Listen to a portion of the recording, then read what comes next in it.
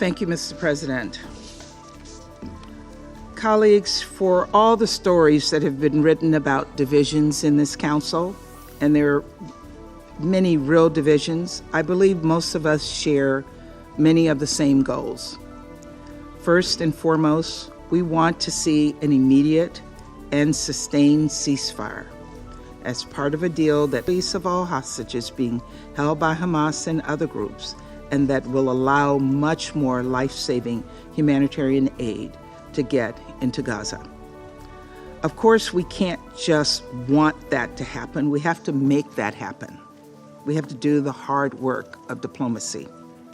I know you've heard me say that a lot, and that's because it's the truth. A Security Council resolution means much less if it is not actually made real on the ground. That's why the United States, Egypt, and Qatar are working around the clock in the region to secure an immediate and sustained ceasefire as part of a deal that leads to the release of all hostages being held by Hamas and other groups that will help us address the dire humanitarian crisis in Gaza. We believe we're close. We're not there yet, unfortunately. And this moment is one where the Security Council has a critical role to play. By adopting the resolution before us, we can put pressure on Hamas to accept the deal on the table.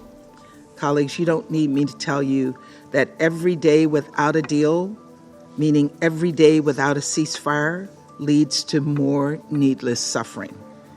For more than 100 hostages, including a 1-year-old child being held in captivity by Hamas and other groups, for innocent Palestinians in Gaza who have been displaced, who are starving, who desperately need peace.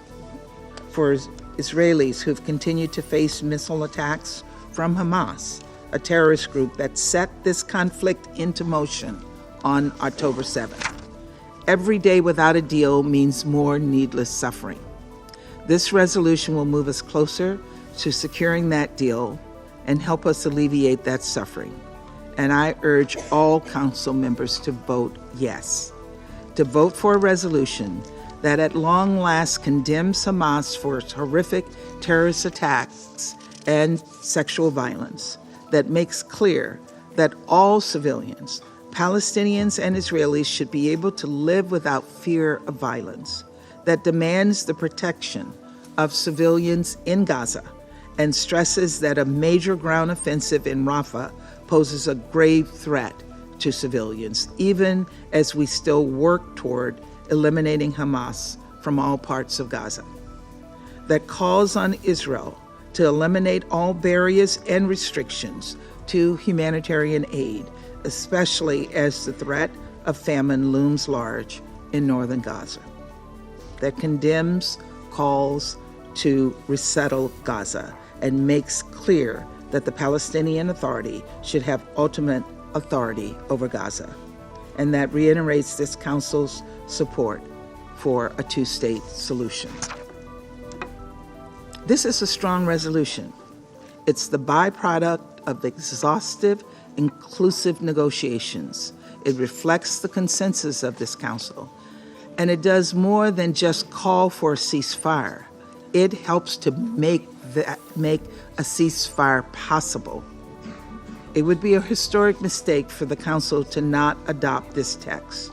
And I again urge all council members to vote yes. Thank you, Mr. President.